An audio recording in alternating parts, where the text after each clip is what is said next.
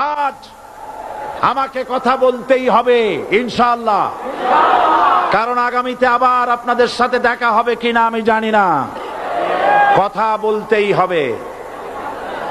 বসেন, কেউ দাঁড়িয়ে থাকবেন না। আমি দেখতে পাচ্ছি বাংলাদেশের ভাগ্য আকাশে উত্তর গগনে কালো মেঘ জমা হয়েছে, ঝড়ের পূর্বাভাস লক্ষ্য করছি।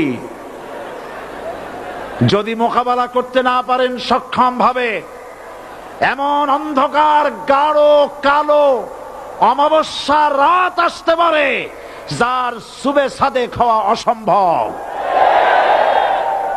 সুতরাং আপনারা কি কাপুরুষের মতো কাফের মুশরিকদের গোলামি করে মরতে চান? বিড়ালের মতো 500 বছর বেঁচে থাকার কোনো লাভ নাই। সিংহের মতো 1 ঘন্টা বাঁচতে চাই। আমাদেরকে বলা হয় সাম্প্রদায়িক উস্কানিমূলক কথা নাকি আমি বলি। পত্রপত্রিকা দিছে না তারা? সাম্প্রদায়িক উস্কানি কথা, সাম্প্রদায়িক উস্কানিমূলক কথা বলি। সেই জন্যই বোধহয় শত শত মুসলিম আমাদের কাছে এসে মুসলমান হয়। মানুষে আর বোকা বানানো যাবে না। যাবে কি? আর বোকা বানানো যাবে?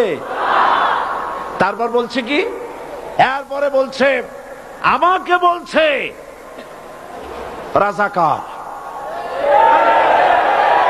শুনে রাখো চট্টগ্রামের লক্ষ লক্ষ জনতা, পার্লামেন্টে যখন আমাকে এই কথা বলা হয়েছিল, আমার পার্লামেন্টের কলিগ জাফরুল্লাহ চৌধুরী সাহেব বসে আছেন এখানে,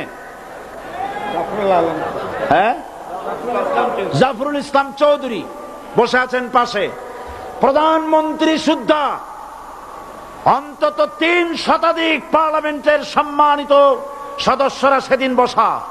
1997 সনের বাজেট বক্তৃতা যখন আমি করতেছিলাম, ডক্টর কুদরতে খোদা, নাম রাখছে কুদরতে খোদা, আসলে গজবে খোদা। এ লোকটি নাস্তিক, ইসলামের চূড়ান্ত দুশমন। তার প্রণীত শিক্ষা ব্যবস্থার যখন সমালোচনা করছিলাম, ট্রেজারি বেঞ্চ থেকে আমাকে বলা হলো রাজাকার। আমি আমার সমস্ত শক্তি একত্রিত করে বলেছিলাম শুধুমাত্র হিন্দুস্তানের রাজাকারেরাই আমাকে রাজাকার বলতে পারে। আমি বলেছিলাম 1973 সন পর্যন্ত আমি বাংলাদেশের কোন রাজনৈতিক দলের নেতা এবং কর্মী ছিলাম না। আমি রাজাকার নই। আমাকে রাজাকার বলে যদি তাকেও প্রমাণ করতে না পারে 10 কোটি টাকার মানহানি মামলা দায়ের করব। আমার এই বক্তব্য সারা দুনিয়া শুনেছে। পার্লামেন্টে আমার এই বক্তব্য রেকর্ড হয়ে আছে। সেদিন 3 শতাধিক পার্লামেন্ট মেম্বারের কেউ আমার চ্যালেঞ্জ গ্রহণ করেন নাই।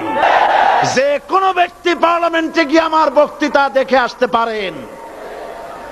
এরপরে 1997 সনের 7 অক্টোবর দৈনিক জনকণ্ঠ পত্রিকা যখন আমার বিরুদ্ধে লিখলো, সেই পত্রিকায় সাইদির ওপেন চ্যালেঞ্জ 8ম পাতা, 1997 7 অক্টোবর, এত বড় 2 কলামে হেডিং। সেখানে আমি বলেছি বাংলাদেশের সকল সাংবাদিক, গোয়েন্দা বিভাগ, বাংলাদেশের সকল বুদ্ধিজীবীকে আমি আমার পিরোজপুরে আমন্ত্রণ করছি।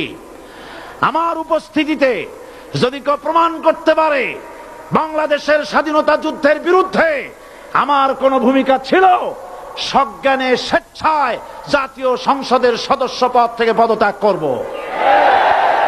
3 বছর পার হয়ে গেছে, আজ পর্যন্ত কেউ এই চ্যালেঞ্জের মোকাবেলা করে নাই। সুতরাং আমাকে যারা রাজাকার বলবে তারা পিতৃ পরিচয়হীন অবৈধ সন্তান।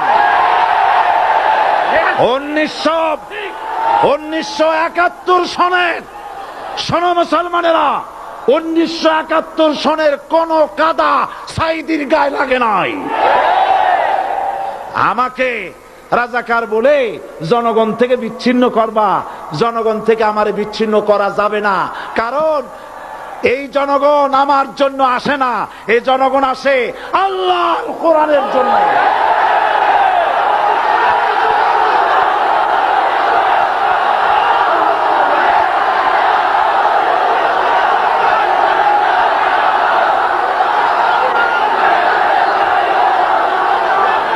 আজকে আর যারা ইসলামের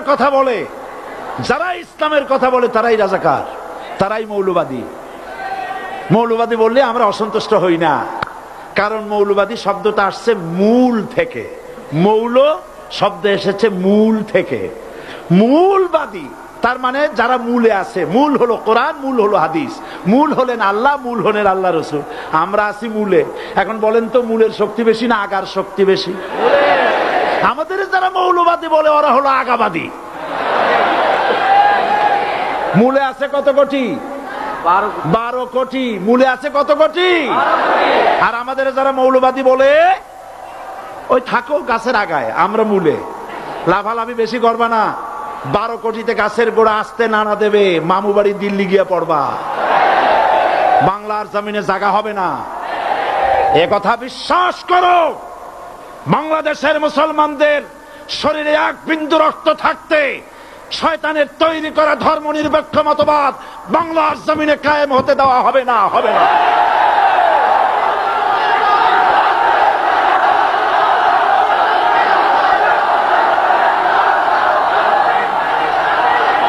রাসূল করিম সাল্লাল্লাহু আলাইহি ওয়াসাল্লাম কোরআন প্রতিষ্ঠার জন্য আন্দোলন করেছিলেন। আয়াতুল কুরসি আমাদের সে কথাই শিখেছে। আল্লাহ রাব্বুল আলামিন বলেন, আল্লাহু লা ইলাহা ইল্লা হুয়াল হাইয়ুল কাইয়্যুম। প্রাণ খুলে পড়েন, আল্লাহু লা ইলাহা ইল্লা হুয়াল হাইয়ুল কাইয়্যুম। আল্লাহ হচ্ছেন তিনি, যিনি ছাড়া কোনো ইলাহা নাই, আইনদাতা নাই, বিধানদাতা নাই।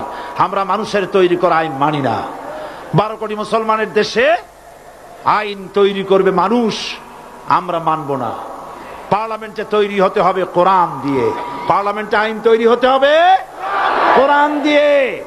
সুতরাং ভয় যতই পান আর যতই ষড়যন্ত্র করেন, 4 দল যখন একত্রিত হয়েছে, ঐক্যবদ্ধ থাকবে, সরকার ঐক্যবদ্ধভাবে গঠন হবে, নির্বাচন ঐক্যবদ্ধভাবে হবে এবং কোরআন হবে, আল কোরআনের পার্লামেন্ট হবে বাংলাদেশে।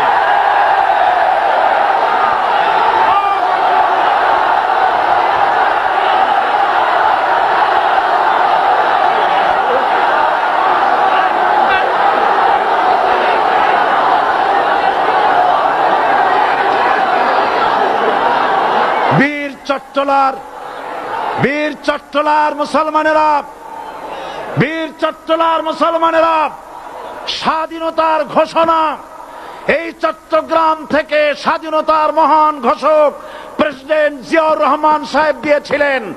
এই চট্টগ্রাম থেকেই ইসলামী রাষ্ট্রের ঘোষণা হবে।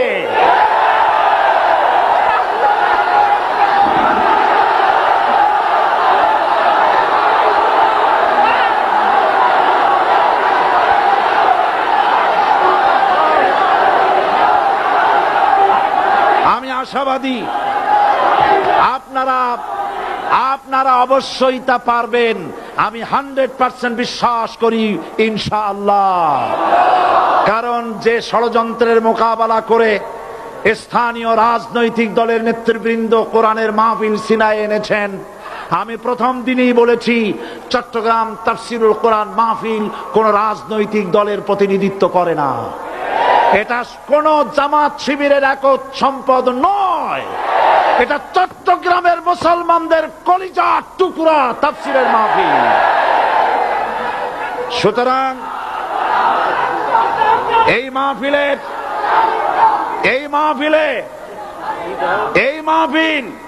চট্টগ্রামে থাকবে ইনশাআল্লাহ কিয়ামত পর্যন্ত। 144 ধারা 288 হয়ে গেছে, ষড়যন্ত্র পায় পায় চলে গেছে। আমি ওই সব ছেলেদের বলি, সরকারি দলের ছাত্র হইয়া মুসলমানদের বিপক্ষে যাইও না। এদেশের ভাগ হয়ে